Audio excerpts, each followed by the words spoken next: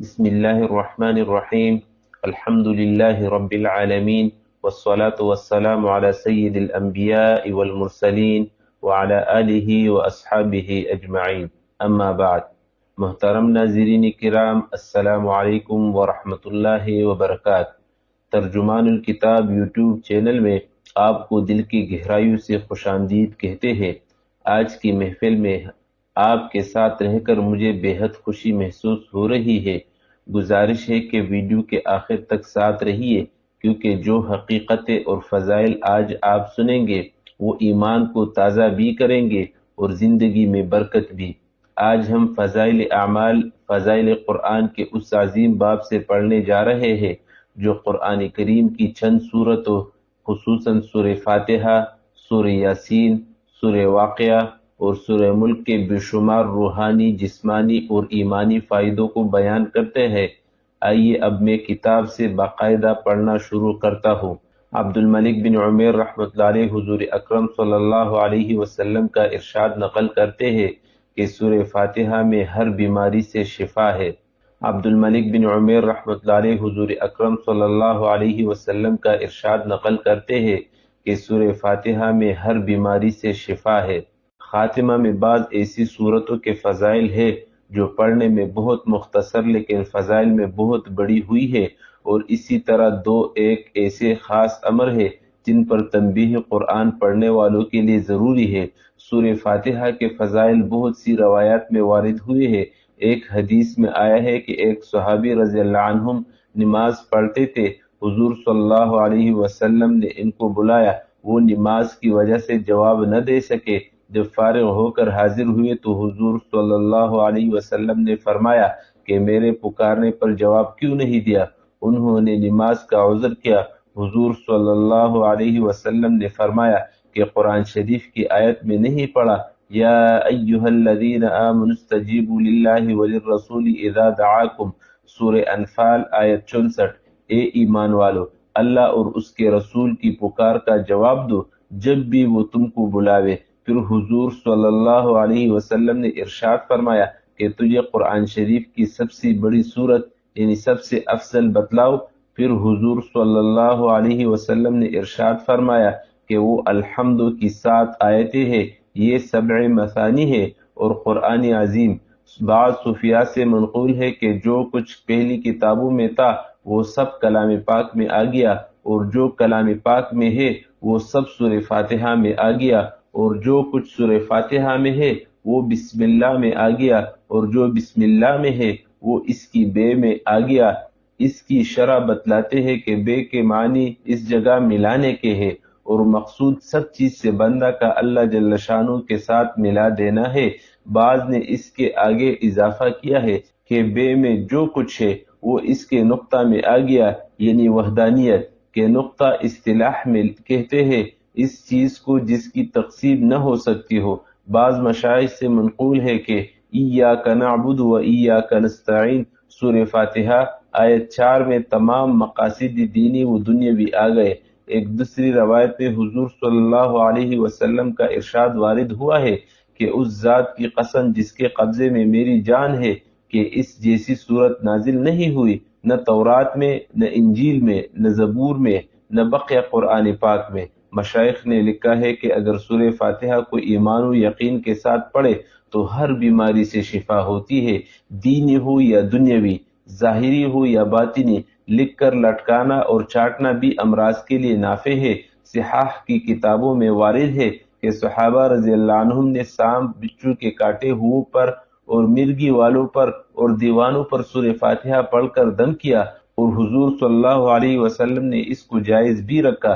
نیز ایک روایت میں آیا ہے کہ صائب بن یزید رضی اللہ عنہ پر حضور صلی اللہ علیہ وسلم نے اس صورت کو دم فرمایا اور یہ صورت پڑھ کر لعاب دہن درد کی جگہ لگایا۔ اور ایک روایت میں آیا ہے کہ جو شخص سونے کے ارادہ سے لیٹے اور سورہ فاتحہ اور قل هو اللہ احد پڑھ کر اپنے اوپر دم کر لے، موت کے سوا ہر بلا سے امن پاوے۔ ایک روایت میں آیا ہے کہ سورہ فاتحہ ثواب میں 2/3 قرآن کے برابر ہے۔ ایک روایت میں آیا ہے کہ عرش کے خاص خزانہ سے مجھ کو 4 چیزیں ملی ہیں کہ اور کوئی چیز اس خزانے سے کسی کو نہیں ملی۔ نمبر 1 سورہ فاتحہ، نمبر 2 آیت الکرسی، نمبر 3 سورہ بقرہ کی آخری آیات، نمبر 4 اور سورہ کوثر۔ ایک روایت میں آیا ہے کہ حسن بصری رحمۃ اللہ علیہ حضور صلی اللہ علیہ وسلم سے نقل کرتے ہیں کہ جس نے سورہ فاتحہ کو پڑھا اس نے گویا تورات، انجیل، زبور اور قرآن شریف کو پڑھا۔ ایک روایت میں آیا ہے کہ ابلیس کو اپنے اوپر نوحہ اور زاری اور سر پر خاک ڈالنے کی 4 مرتبہ نوبت آئی، اول جبکہ اس پر لعنت ہوئی، دوسرے جبکہ اس کو آسمان سے زمین پر ڈالا گیا، تیسرے جب حضور اکرم صلی اللہ علیہ وسلم کو نبوت ملی، چوتھے جبکہ سورہ فاتحہ نازل ہوئی۔ شعبی رحمۃ اللہ علیہ سے روایت ہے کہ ایک شخص ان کے پاس آیا اور درد گردہ کی شکایت کی۔ شعبی رحمۃ اللہ علیہ نے کہا کہ اساس القرآن پڑھ کر درد کی جگہ دم کر۔ اس نے پوچھا کہ اساس القرآن کیا ہے؟ شعبی رحمۃ اللہ علیہ نے کہا سورہ فاتحہ۔ مشائخ کے اعمال مجرب میں لکھا ہے کہ سورہ فاتحہ اسم اعظم ہے، ہر مطلب کے لیے پڑھنی چاہیے، اور اس کے 2 طریقے ہیں۔ ایک یہ کہ صبح کی سنت اور فرض کے درمیان بسم اللہ الرحمن الرحیم کے میم کے ساتھ الحمدللہ کا لام ملا کر 41 بار 40 دن تک پڑھے۔ جو مطلب ہوگا انشاءاللہ تعالی حاصل ہوگا، اور اگر کسی مریض یا جادو کیے ہوئے کے لیے ضرورت ہو تو پانی پر دم کر کے اس کو پلا دے۔ دوسرے یہ کہ نوچندی اتوار کو صبح کی سنت اور فرض کے درمیان بلا قید میم ملانے کے 70 بار پڑھے، اور اس کے بعد ہر روز اسی وقت پڑھے اور 10 بار کم کرتا جاوے یہاں تک کہ ہفتہ ختم ہو جاوے۔ اول مہینہ میں اگر مطلب پورا ہو جاوے فبہا، ورنہ دوسرے تیسرے مہینے میں اسی طرح کرے۔ نیز اس صورت کا چینی کے برتن پر گلاب و مشک اور زعفران سے لکھ کر اور دھو کر پلانا 40 روز تک امراض مزمنہ یعنی پرانے امراض کے لیے مجرب ہے۔ نیز دانتوں کے درد اور سر کے درد، پیٹ کے درد کے لیے 7 مرتبہ پڑھ کر دم کرنا مجرب ہے۔ یہ سب مضمون مظاہر حق سے مختصر طور سے نقل کیا گیا۔ مسلم شریف کی ایک حدیث میں ابن عباس رضی اللہ عنہما سے روایت ہے کہ حضور صلی اللہ علیہ وسلم ایک مرتبہ تشریف فرماتے، حضور صلی اللہ علیہ وسلم نے فرمایا کہ آسمان کا ایک دروازہ آج کھلا ہے جو آج سے قبل کبھی نہیں کھلا تھا، پھر اس میں سے ایک فرشتہ نازل ہوا۔ حضور صلی اللہ علیہ وسلم نے فرمایا کہ یہ ایک فرشتہ نازل ہوا جو آج سے قبل کبھی نازل نہیں ہوا تھا۔ پھر اس فرشتے نے عرض کیا کہ 2 نوروں کی بشارت لیجئے جو آپ سے قبل کسی کو نہیں دیے گئے، ایک سورہ فاتحہ، دوسرا خاتمہ سورہ بقرہ یعنی سورہ بقرہ کا آخر رکوع۔ ان کو نور اس لیے فرمایا کہ قیامت کے دن اپنے پڑھنے والے کے آگے آگے چلیں گے۔ عطا بن ابی رباح رحمۃ اللہ علیہ کہتے ہیں کہ مجھے حضور اکرم صلی اللہ علیہ وسلم کا یہ ارشاد پہنچا ہے کہ جو شخص سورہ یاسین کو شروع دن میں پڑھے اس کی تمام دن کی حوائج پوری ہو جائے۔ عطا بن ابی رباح رحمۃ اللہ علیہ کہتے ہیں کہ مجھے حضور اکرم صلی اللہ علیہ وسلم کا یہ ارشاد پہنچا ہے کہ جو شخص سورہ یاسین کو شروع دن میں پڑھے اس کی تمام دن کی حوائج پوری ہو جائے۔ احادیث میں سورہ یاسین کے بھی بہت سے فضائل وارد ہوئے ہیں۔ ایک روایت میں وارد ہوا ہے کہ ہر چیز کے لیے ایک دل ہوا کرتا ہے، قرآن شریف کا دل سورہ یاسین ہے۔ جو شخص سورہ یاسین پڑھتا ہے حق تعالی شانہ اس کے لیے 10 قرآنوں کا ثواب لکھتا ہے۔ ایک روایت میں آیا ہے کہ حق تعالی شانہ نے سورہ طٰہٰ اور سورہ یاسین کو آسمان و زمین کے پیدا کرنے سے 1000 برس پہلے پڑھا۔ جب فرشتوں نے سنا تو کہنے لگے کہ خوشحالی ہو اس امت کے لیے جن پر یہ قرآن اتارا جائے گا، اور خوشحالی ہے ان دلوں کے لیے جو اس کو اٹھائیں گے یعنی یاد کریں گے، اور خوشحالی ہے ان زبانوں کے لیے جو اس کو تلاوت کریں گے۔ ایک حدیث میں ہے کہ جو شخص سورہ یاسین کو صرف اللہ کی رضا کے واسطے پڑھے اس کے پہلے سب گناہ معاف ہو جاتے ہیں۔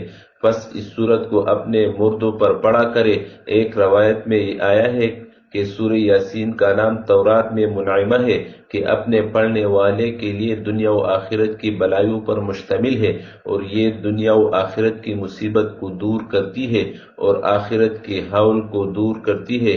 اس صورت کا نام رافعہ خافضہ بھی ہے، یعنی مومنوں کے رتبے بلند کرنے والی اور کافروں کو پست کرنے والی۔ ایک روایت میں ہے کہ حضور اکرم صلی اللہ علیہ وسلم نے ارشاد فرمایا کہ میرا دل چاہتا ہے کہ سورہ یاسین میرے ہر امتی کے دل میں ہو۔ ایک روایت میں ہے کہ جس نے سورہ یاسین کو ہر رات میں پڑھا پھر مر گیا تو شہید مرا۔ ایک روایت میں ہے کہ جو یاسین کو پڑھتا ہے اس کی مغفرت کی جاتی ہے، اور جو بھوک کی حالت میں پڑھتا ہے وہ سیر ہو جاتا ہے، اور جو راستہ گم ہو جانے کی وجہ سے پڑھتا ہے وہ راستہ پا لیتا ہے، اور جو شخص جانور کے گم ہو جانے کی وجہ سے پڑھے وہ پا لیتا ہے، اور جو ایسی حالت میں پڑھے کہ کھانا کم ہو جانے کا خوف ہو تو وہ کھانا کافی ہو جاتا ہے، اور جو ایسے شخص کے پاس پڑھے جو نزا میں ہو تو اس پر نزا میں آسانی ہو جاتی ہے، اور جو ایسی عورت پر پڑھے جس کو بچہ ہونے میں دشواری ہو رہی ہو اس کے لیے بچہ جننے میں سہولت ہوتی ہے۔ مقری رحمۃ اللہ علیہ کہتے ہیں کہ جب بادشاہ یا دشمن کا خوف ہو اور اس کے لیے سورہ یاسین پڑھے تو وہ خوف جاتا رہتا ہے۔ ایک روایت میں آیا ہے کہ جس نے سورہ یاسین اور والصافات جمعہ کے دن پڑھی پھر اللہ سے دعا کی اس کی دعا پوری ہوتی ہے۔ اس کا بھی اکثر مظاہر حق سے منقول ہے، مگر مشائخ حدیث کو بعض روایات کی صحت میں کلام ہے۔ ابن مسعود رضی اللہ عنہ نے حضور اکرم صلی اللہ علیہ وسلم کا یہ ارشاد نقل کیا ہے کہ جو شخص ہر رات کو سورہ واقعہ پڑھے اس کو کبھی فاقہ نہیں ہوگا، اور ابن مسعود رضی اللہ عنہ اپنی بیٹیوں کو حکم فرمایا کرتے تھے کہ ہر شب میں اس سورہ کو پڑھے۔ ابن مسعود رضی اللہ عنہ نے حضور صلی اللہ علیہ وسلم کا یہ ارشاد نقل کیا ہے کہ جو شخص ہر رات کو سورہ واقعہ پڑھے اس کو کبھی فاقہ نہیں ہوگا، اور ابن مسعود رضی اللہ عنہ اپنی بیٹیوں کو حکم فرمایا کرتے تھے کہ ہر شب میں اس سورہ کو پڑھے۔ سورہ واقعہ کے فضائل بھی متعدد روایات میں وارد ہوئے ہیں۔ ایک روایت میں آیا ہے کہ جو شخص سورہ حدید، سورہ واقعہ اور سورہ رحمان پڑھتا ہے وہ جنت الفردوس کے رہنے والوں میں پکارا جاتا ہے۔ ایک روایت میں ہے کہ سورہ واقعہ سورہ غنا ہے، اس کو پڑھو اور اپنی اولاد کو سکھاؤ۔ ایک روایت میں ہے کہ اس کو اپنی بیویوں کو سکھاؤ، اور حضرت عائشہ رضی اللہ عنہا سے بھی اس کے پڑھنے کی تاکید منقول ہے، مگر بہت ہی پست خیالی ہے کہ 4 پیسے کے لیے اس کو پڑھا جاوے۔ البتہ اگر غنائے قلب اور آخرت کی نیت سے پڑھے تو دنیا خود بخود ہاتھ جوڑ کر حاضر ہوگی۔ حضرت ابو ہریرہ رضی اللہ عنہ نے حضور اقدس صلی اللہ علیہ وسلم کا یہ ارشاد نقل کیا ہے کہ قرآن شریف میں ایک سورت 30 آیات کی ایسی ہے کہ وہ اپنے پڑھنے والے کی شفاعت کرتی رہتی ہے یہاں تک کہ اس کی مغفرت کراوے۔ وہ سورت تبارک الذی ہے۔ حضرت ابو ہریرہ رضی اللہ عنہ نے حضور اقدس صلی اللہ علیہ وسلم کا یہ ارشاد نقل کیا ہے کہ قرآن شریف میں ایک سورت 30 آیات کی ایسی ہے کہ وہ اپنے پڑھنے والے کی شفاعت کرتی رہتی ہے یہاں تک کہ اس کی مغفرت کراوے۔ وہ سورت تبارک الذی ہے۔ سورہ تبارک الذی کے متعلق بھی ایک روایت میں حضور صلی اللہ علیہ وسلم کا ارشاد آیا ہے کہ میرا دل چاہتا ہے کہ یہ سورت ہر مومن کے دل میں ہو۔ ایک روایت میں ہے کہ جس نے تبارک الذی اور الف لام میم سجدہ کو مغرب اور عشاء کے درمیان پڑھا گویا اس نے لیلۃ القدر میں قیام کیا۔ ایک روایت میں ہے کہ جس نے ان دونوں سورتوں کو پڑھا اس کے لیے 70 نیکیاں لکھی جاتی ہے اور 70 برائیاں دور کی جاتی ہے۔ ایک روایت میں ہے کہ جس نے ان دونوں سورتوں کو پڑھا اس کے لیے عبادت لیلۃ القدر کے برابر ثواب لکھا جاتا ہے۔ قضا فی المظاہر۔ ترمذی رحمۃ اللہ علیہ نے ابن عباس رضی اللہ عنہما سے نقل کیا ہے کہ بعض صحابہ رضی اللہ عنہم نے ایک جگہ خیمہ لگایا، ان کو علم نہ تھا کہ وہاں قبر ہے۔ اچانک ان خیمہ لگانے والوں نے اس جگہ کسی کو سورہ تبارک الذی پڑھتے ہوئے سنا تو حضور صلی اللہ علیہ وسلم سے آ کر عرض کیا۔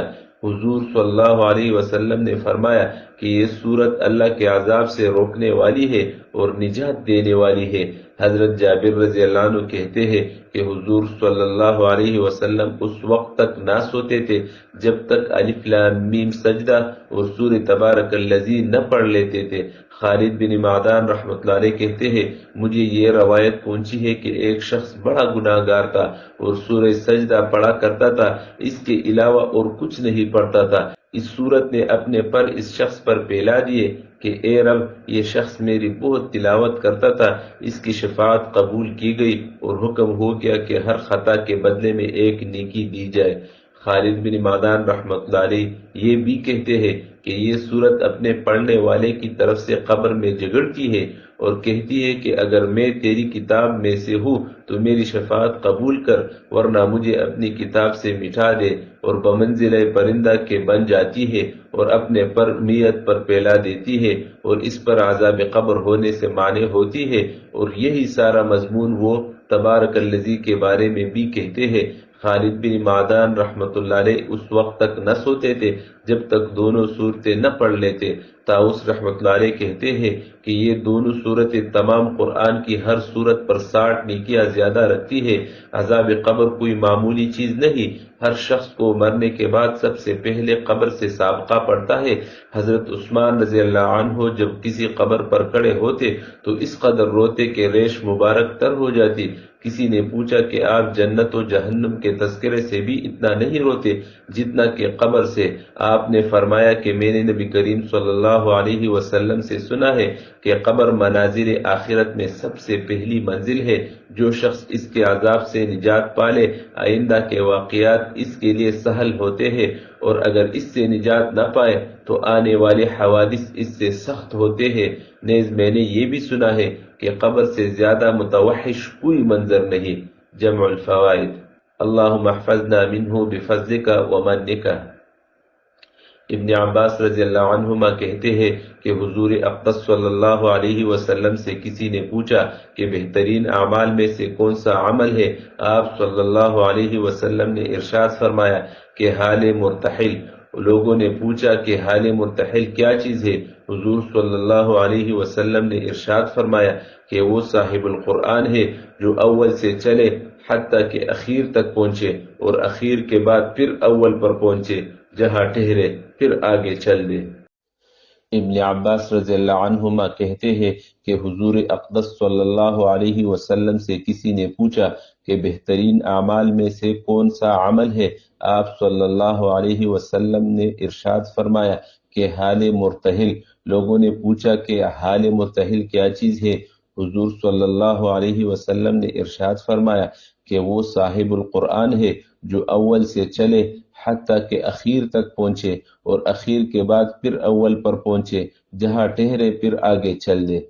حال کہتے ہیں منزل پر آنے والے کو، اور مرتحل کوچ کرنے والے کو، یعنی یہ کہ جب کلام پاک ختم ہو جائے تو پھر اثر نو شروع کرے، یہ نہیں کہ بس اب ختم ہو گیا دوبارہ پھر دیکھا جائے گا۔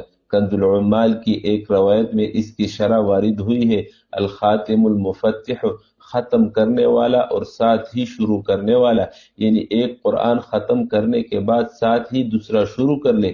اسی سے غالباً وہ عادت ماخوذ ہے جو ہمارے دیار میں متعارف ہے کہ ختم قرآن شریف کے بعد مفلحون تک پڑھا جاتا ہے، مگر اب لوگ اسی کو مستقل ادب سمجھتے ہیں اور پھر پورا کرنے کا اہتمام نہیں کرتے، حالانکہ ایسا نہیں، بلکہ دراصل معاً دوسرا قرآن شریف شروع کرنا بظاہر مقصود ہے جس کو پورا بھی کرنا چاہیے۔ شرح احیاء میں اور علامہ سیوطی رحمۃ اللہ علیہ نے اتقان میں بروایت دارمی نقل کیا ہے کہ حضور اکرم صلی اللہ علیہ وسلم جب قل اعوذ برب الناس پڑھا کرتے تو سورہ بقرہ سے مفلحون تک ساتھ ہی پڑھتے، اور اس کے بعد ختم قرآن کی دعا فرماتے تھے، اللہم انفعنا بما علمتنا وعلمنا ما ينفعنا وزدنا علما نافعا وعملا صالحا متقبلا۔